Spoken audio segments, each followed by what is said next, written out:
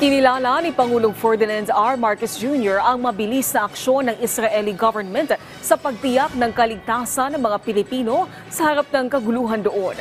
Ipinarating niya ng Pangulo kay Israel President Isaac Herzog matapos makapag-usap ang dalawa sa pamamagitan ng isang phone call.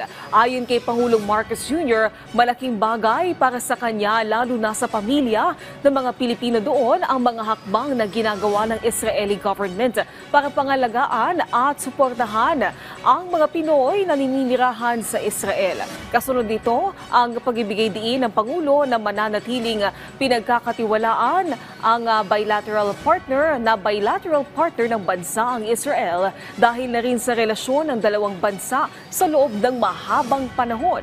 Umaasa ang Pangulo na sa harap ng mga hamon ay mananaig ang kapayapaan at magpapatuloy ang matibay na ugnayan ng Pilipinas at Israel. Batay sa huling datos, tinatayang aabot sa 30,000 mga Pilipino ang naninirahan sa Israel. Nauna nang tiniyak ng Pangulo ang suporta ng Israel sa gitna ng gulo sa pagitan nito at ng Palestinian militant group na Hamas.